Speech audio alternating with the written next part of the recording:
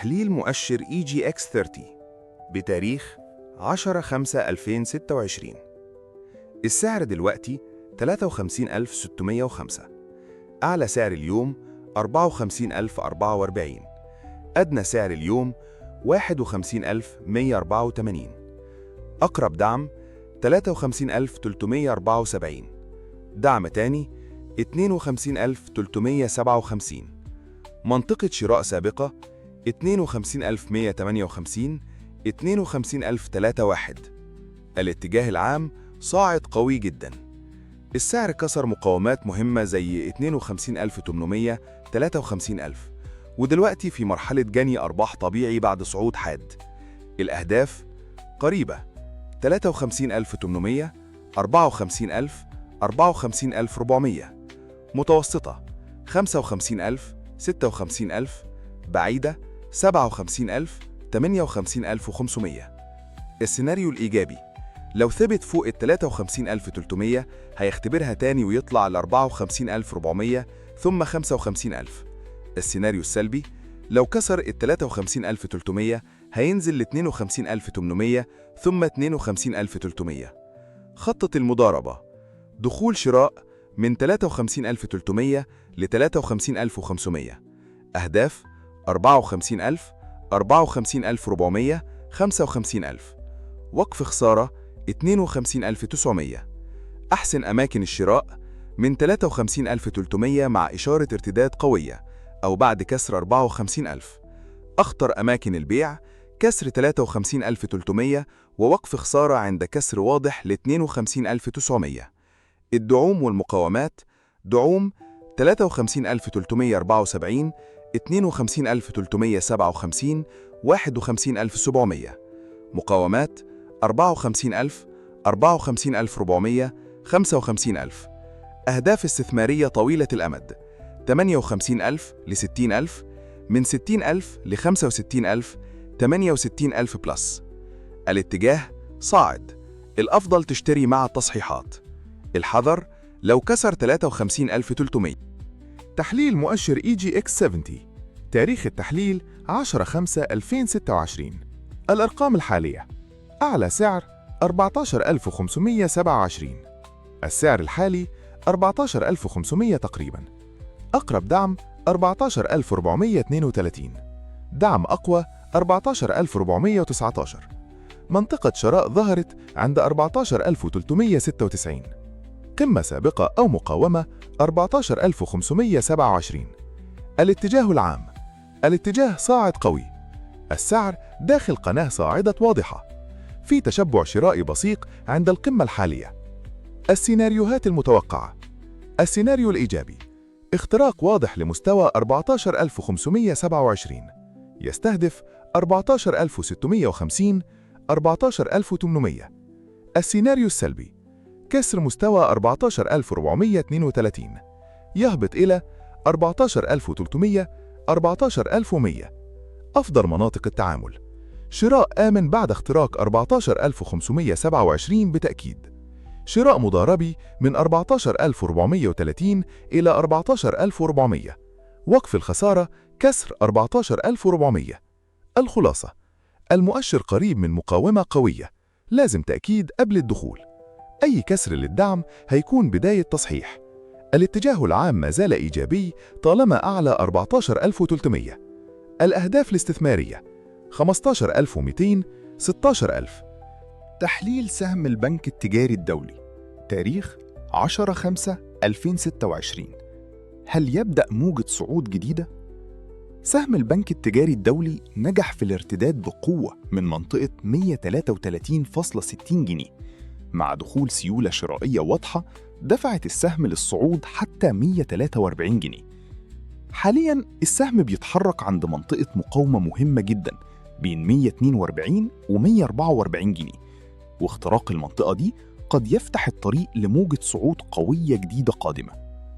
الاتجاه قصير المدى صاعد بقوة. الاتجاه المتوسط إيجابي. الزخم والسيولة إيجابيين جداً. أهم مستويات الدعم: 140 جنيه دعم أول، 136.50 دعم محوري، 133.60 دعم رئيسي وكسره يضعف الاتجاه الصاعد. أهم المقاومات 143 جنيه، 144 جنيه مقاومة حاسمة، ثم 148 و152 جنيه. سيناريو الصعود: لو السهم اخترق 144 جنيه وثبت فوقها، ممكن نشوف 148 ثم 152، وقد تمتد الحركة إلى 158 جنيه. سيناريو التصحيح: في حالة الفشل عند 144 جنيه، ممكن السهم يعيد اختبار 140 ثم 136.50 جنيه، وطالما أعلى 133.60 فالاتجاه الإيجابي ما زال قائم. خطة المضاربة السريعة: أفضل دخول قرب 140 إلى 141 جنيه أرباح عند 143 ثم 144، وقف خسارة بكسر 139 بإغلاق. وعلى المدى الطويل، استمرار قوة القطاع البنكي قد يدفع السهم نحو 160 ثم 170 وحتى 185 جنيه.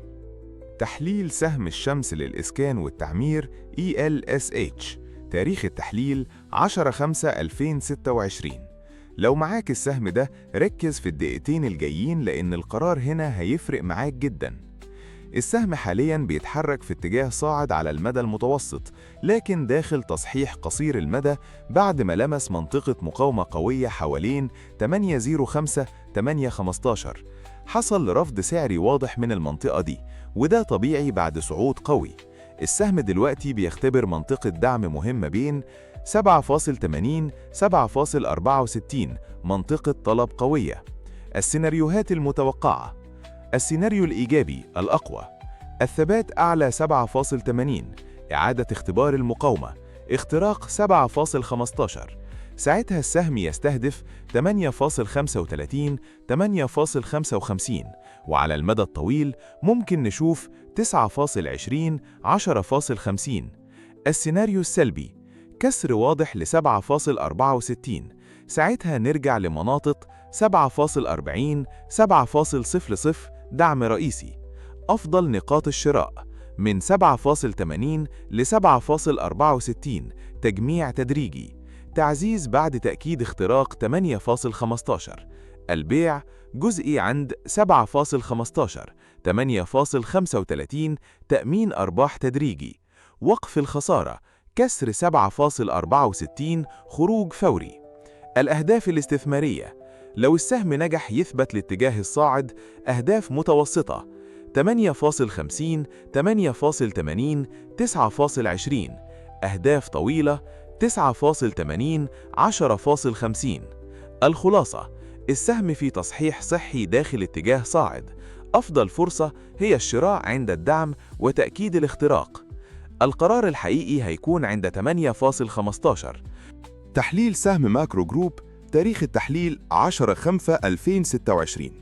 سهم ماكرو جروب نجح في تكوين موجة صعود قوية جدا بعد ما ارتد من مناطق 1.17 و1.20 جنيه، وبعدها قدر يكسر مقاومات مهمة ويوصل لحد 1.34 جنيه ويسجل قمة قريبة من 1.40 جنيه.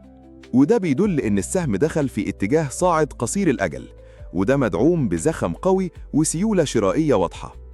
الاتجاه الفني الحالي: السهم دلوقتي بيتحرك داخل قناة صاعدة قصيرة الأجل بعد ما اخترق مناطق 1.25 ثم 1.30 جنيه، وطالما السهم محافظ على نفسه فوق 1.27 فالاتجاه الإيجابي لسه قائم، ولو فضل فوق 1.30 فده يدعم استمرار الصعود نحو أهداف أعلى. مناطق الدعم المهمة: 1.30 دعم أول، 1.27 دعم قوي، 1.21 دعم محوري، 1.18 دعم رئيسي وكسره يضعف الاتجاه الصاعد. مناطق المقاومة: 1.34 مقاومة حالية، 1.40 مقاومة قوية جدا، ثم 1.47 كمقاومة تالية.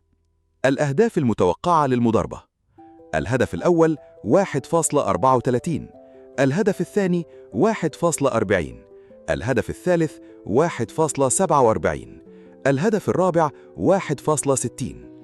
ولو السهم قدر يكسر 1.40 بثبات وبسيولة قوية، ساعتها ممكن نشوف تسارع كبير في الصعود. أفضل مناطق الشراء: شراء مضاربي قرب 1.27 1.30. شراء آمن بعد اختراق 1.40. وقف الخسارة أسفل 1.18.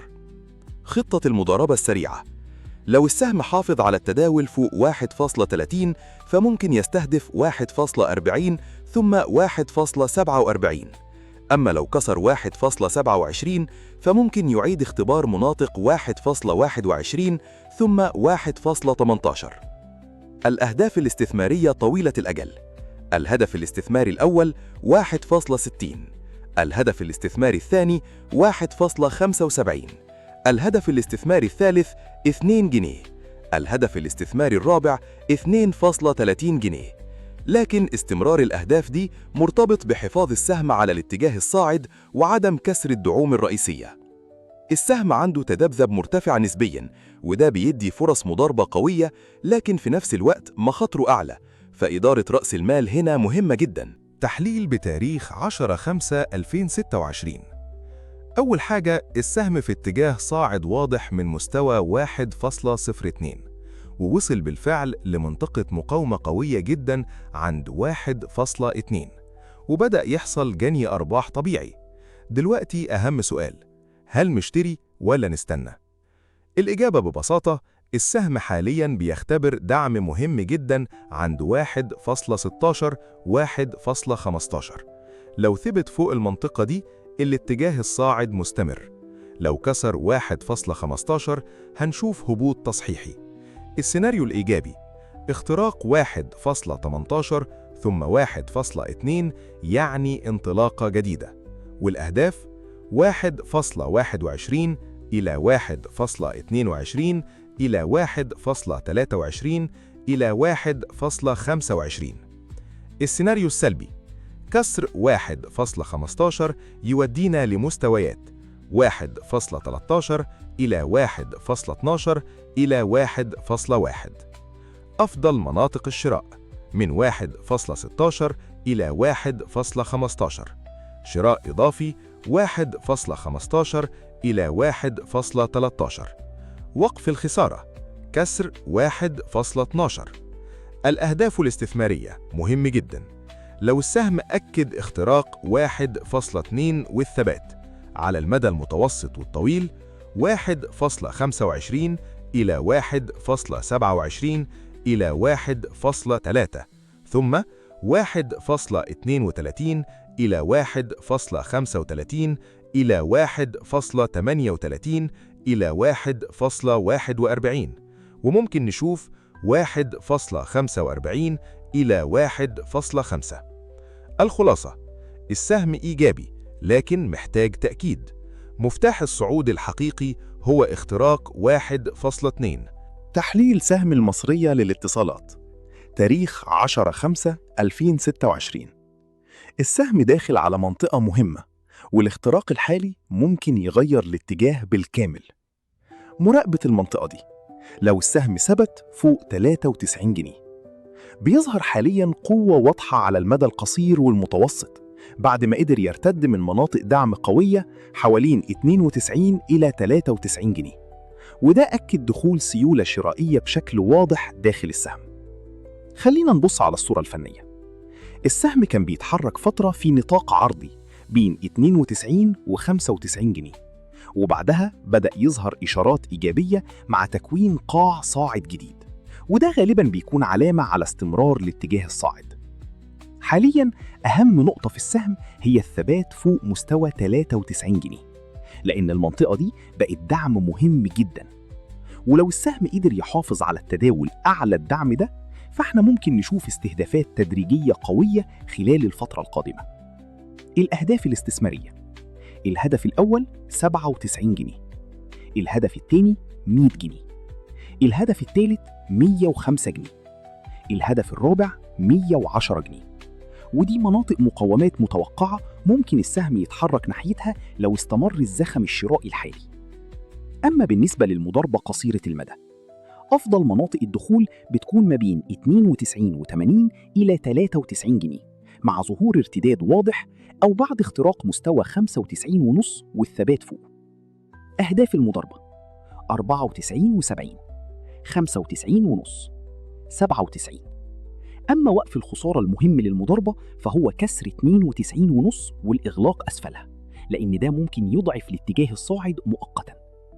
من الناحية الفنية، الاتجاه قصير المدى صاعد، الاتجاه المتوسط صاعد، والتقييم الفني الحالي ما زال إيجابي طالما السهم أعلى مناطق الدعم الرئيسية.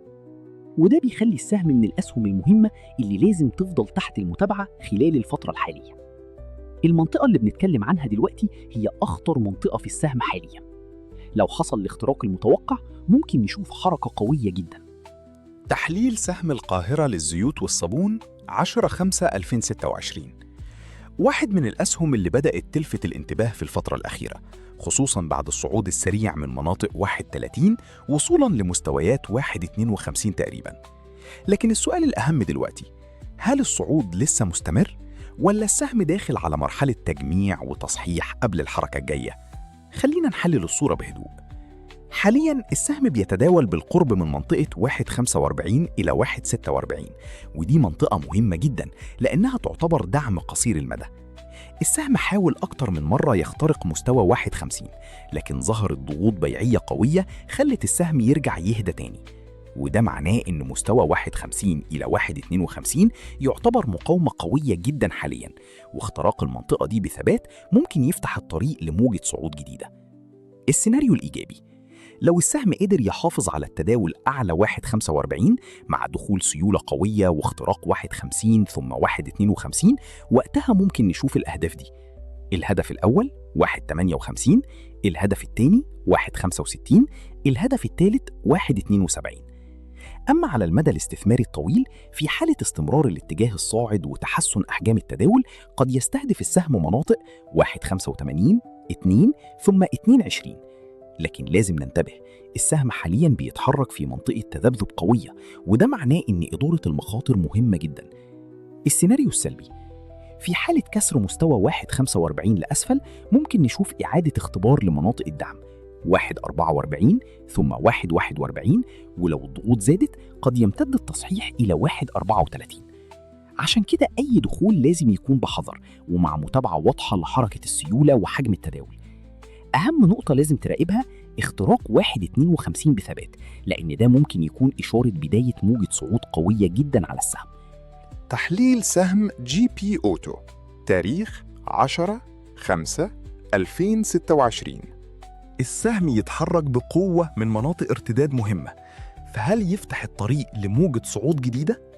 في التحليل ده هنحلل السهم فنياً ونحدد أهم مناطق الشراء والبيع والأهداف المتوقعة للمضارب والمستثمر. ركز للنهاية لأن في مستوى مهم جداً هيحدد الاتجاه القادم بالكامل. السهم نجح في الارتداد من منطقة الدعم القوية قرب 26.20 26.40 بعد موجة هبوط وتصحيح عنيف، وبدأ يظهر دخول سيولة تدريجي مع تكوين اتجاه صاعد قصير الأجل. حالياً السهم بيتداول قرب مستوى 27.59، وده يعتبر مقاومة مهم جداً لأن السعر اقترب من مناطق بيع سابقة ظهرت عليها ضغوط قوية. نلاحظ دلوقتي تكوين قاع صاعد جديد، ارتداد قوي من الدعم الرئيسي، اختراق ترند هابط قصير الأجل، تحسن واضح في الزخم والحركة السعرية، اقتراب من مقاومة محورية قد تحدد الاتجاه القادم. أفضل مناطق الشراء: شراء مضاربي أول منطقة 27.10، شراء إضافي في حالة إعادة الاختبار قرب 26.60 26.40. الأهداف المتوقعة للمضاربة: الهدف الأول 27.75، الهدف الثاني 28.20، الهدف الثالث 28.55، الهدف الرابع 28.73. وفي حالة اختراق 28.73 والثبات أعلى المستوى ده، السهم قد يدخل في موجة صعود قوية جدا.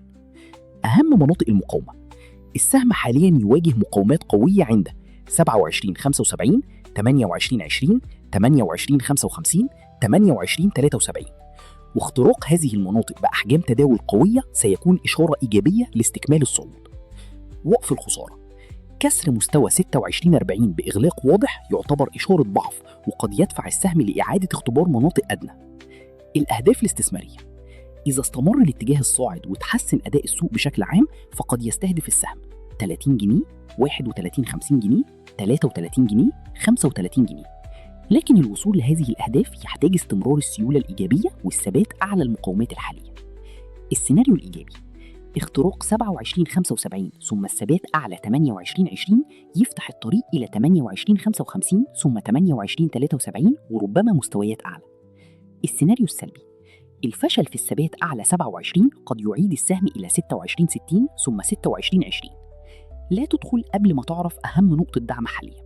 تحليل سهم طلعت مصطفى، تاريخ 10/5/2026.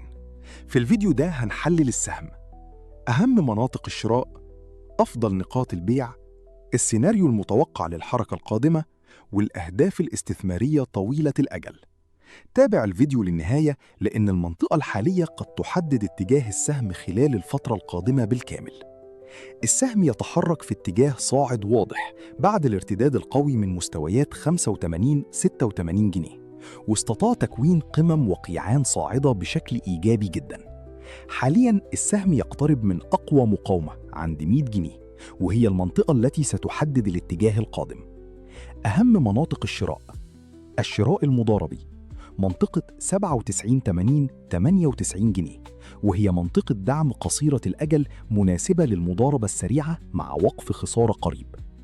الشراء الآمن، منطقة 95.30 جنيه، منطقة دعم قوية ظهر عندها ارتداد شرائي واضح. الشراء الاستثماري، منطقة 93.94 جنيه، وهي أفضل منطقة للتجميع للمستثمر متوسط وطويل الأجل.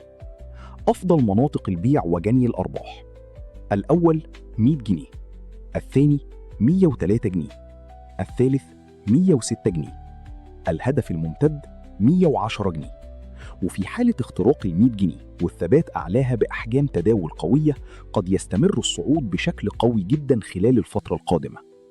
الأهداف الاستثمارية طويلة الأجل: طالما السهم أعلى 93 جنيه فالترند العام ما زال إيجابي. الأهداف الاستثمارية 110 جنيه، 118 جنيه، 125 جنيه، ومع استمرار الزخم والسيولة قد نشاهد قمم سعرية جديدة. السيناريوهات المتوقعة: السيناريو الإيجابي: اختراق واضح والثبات أعلى 100 جنيه يدفع السهم للصعود نحو 103، 106، 110. السيناريو السلبي: كسر مستوى 95.30 جنيه بإغلاق واضح قد يدفع السهم للتراجع نحو 94، 93، 91.70. تحليل سهم موبكو، تاريخ 10/5/2026. سهم موبكو وصل لمنطقة مهمة جدا بعد هبوط قوي من مستويات 52 جنيه. السؤال دلوقتي: هل يبدأ ارتداد قوي ولا الضغط البيعي لسه مستمر؟ خلينا نشوف أهم مناطق الشراء والبيع والأهداف المتوقعة للمضارب والمستثمر. السهم حالياً بيتحرك قرب دعم رئيسي عند 43 جنيه، ودي تعتبر منطقة دفاع شرائي مهمة جداً. الثبات فوق المنطقة دي ممكن يدي فرصة ارتداد محترمة، لكن كسرها ممكن يفتح الطريق لمزيد من الهبوط. السهم لسه تحت ضغط بيعي على المدى القصير، لكن أي ظهور لسيولة شرائية أو ارتداد واضح من الدعم ممكن يدي فرصة مضاربة قوية. مناطق الشراء للمضارب: الشراء الأول، منطقة 43.20 43 جنيه، مناسبة للمضاربة السريعة مع أي ارتداد من الدعم.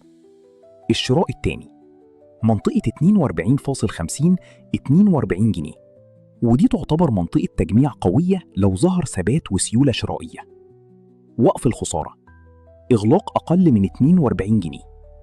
مناطق البيع للمضارب: البيع الجزء الأول 44.50 جنيه، البيع الجزء الثاني 46.70 جنيه، البيع الثالث 48 جنيه، البيع للمضارب 50.55 42 جنيه. مهم جدا، مع كل هدف يتحقق يفضل ترفع وقف الخسارة علشان تحافظ على أرباحك. الأهداف الاستثمارية: في حالة رجوع الاتجاه الصاعد واستقرار السوق، الهدف الأول 55 جنيه، الهدف الثاني 60 جنيه، الهدف الثالث 70 جنيه، الهدف الرابع 80 جنيه، الهدف الخامس 95 جنيه. الأهداف دي ممكن تتحقق خلال فترة من سنة ل3 سنين، حسب أداء السوق والسيولة. أهم مستويات الدعم 43 جنيه، 42 جنيه ونص، 40 جنيه و60 قرش. أهم مستويات المقاومة 44 جنيه ونص، 46 جنيه و70 قرش، 48 جنيه، 50 جنيه و55 قرش، 52 جنيه. لا تدخل السهم قبل مشاهدة التحليل. تحليل سهم أموك، تاريخ 10/5/2026. السهم دلوقتي بيتداول حوالي 8.26 بعد هبوط قوي من 8.82، وده يعني إننا واقفين عند منطقة قرار مهمة. الدعوم الرئيسية: أهم دعم حالي بين 8.05 و 8.20، منطقة ممكن تبدأ منها ارتداد قوي لو الشراء رجع بقوة. لو كسر 8.05 لتحت وثبت سلبي، 7.95، 7.80، 7.68 دعم رئيسي وقوي جدا. السيناريو الإيجابي يبدأ لما يخترق 8.48 ويثبت فوقها، والأهداف 8.54، 8.59، 8.66، 8.75، ولو الزخم استمر 8.90 ثم 9.20 على المدى المتوسط.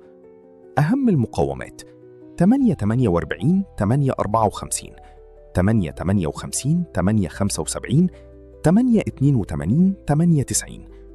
أفضل مناطق للمضاربين: شراء من 8.05 إلى 8.20، تجميع أقوى عند 7.80، 7.95، بيع وجني أرباح 8.48، 8.59، 8.65، 8.82، 8.90، 8.20. للمستثمر طويل الأجل، السهم لسه فرصة كويسة جدا طالما محافظ على 7.68. لو السوق ساعد والسيولة رجعت، الأهداف 9.50، 10، 10.50 إلى 11.0. تحليل سهم أبو قير للأسمدة، تاريخ 10/5/2026. السهم حالياً بيتداول قرب مستوى 83.40 بعد موجة هبوط قوية من مناطق 92 جنيه، وده بيأكد إن السهم دخل في اتجاه هابط على المدى القصير، لكن بدأ يظهر ارتداد فني من مناطق دعم مهمة جداً. أهم منطقة دعم حالياً منطقة 83.40، 85.15، ودي تعتبر أفضل منطقة مراقبة لاحتمال ارتداد السهم مرة تانية. لو السهم حافظ على الدعم الحالي وبدأ يظهر قوة شرائية، ممكن نشوف ارتداد تدريجي بالأهداف التالية: الهدف الأول 85.70، الهدف الثاني 87، الهدف الثالث 89.10، الهدف الرابع 90.95، الهدف الخامس 92. وعلى المدى الاستثماري الطويل ممكن يستهدف 94 ثم 96 جنيه. لكن خلي بالك، كسر مستوى 81.25 والإغلاق أسفله هيكون إشارة سلبية جدا، وقد يدفع السهم لمستويات 80-78. للمضارب السريع، أفضل سيناريو حاليا هو الشراء قرب الدعم 83.40، 85.15 مع تخفيف أو بيع جزئي قرب المقاومات 85.70 ثم 87 دوت. المقاومات المهمة 85.70، 90.95، 92. الدعوم المهمة 83.40، 81.25، 80، 78. الخلاصة: السهم ما زال تحت ضغط بيعي، لكن بدأ يظهر محاولات ارتداد من منطقة دعم قوية جدا، واختراق 85.70 قد يفتح الطريق لاستهداف مستويات أعلى خلال الفترة القادمة. ركز على النقطة دي، أي اختراق قوي مع أحجام تداول مرتفعة ممكن يغير الاتجاه بالكامل ويعيد السهم لموجة صعود قوية جدا. لو حابب فرص مضاربة قوية وفرص استثمارية، اشترك في القناة وفعل الجرس عشان توصلك الفرص أول بأول. هذا التحليل لأغراض تعليمية فقط، ولا يعد توصية بالشراء أو البيع. يرجى إدارة المخاطر وعدم المخاطرة بأكثر من 5% من رأس مالك في صفقة واحدة. قرار الشراء أو البيع في أي سهم هو مسؤولية كاملة تقع على عاتق المضارب أو المستثمر، مع ضرورة إدارة رأس المال وعدم المخاطرة بأكثر مما تقدر تتحمله. الأسواق المالية فيها مخاطر عالية جدا، وممكن تتسبب في خسارة جزء أو حتى كامل رأس المال. استثمر بوعي، لا تخاطر بأكتر مما تتحمله، اتعلم قبل ما تستثمر. إدارة رأس المال أهم من الأرباح السريعة. وفي الختام، افتكر دايما إن النجاح في السوق مش بالحظ، لكنه بيعتمد على المعرفة والانضباط وإدارة المخاطر. ما تدخلش أي صفقة من غير خطة، وما تخليش العاطفة تتحكم في قراراتك الاستثمارية. السوق مليان فرص، لكن المستثمر الذكي هو اللي يعرف إمتى يدخل وإمتى يستنى. طور من نفسك باستمرار، اتعلم من أخطائك، وركز على حماية رأس مالك قبل ما تدور على الأرباح. شكراً لدعمكم ومتابعتكم المستمرة، مع أطيب الأمنيات بالتوفيق والنجاح وتحقيق أهدافكم الاستثمارية.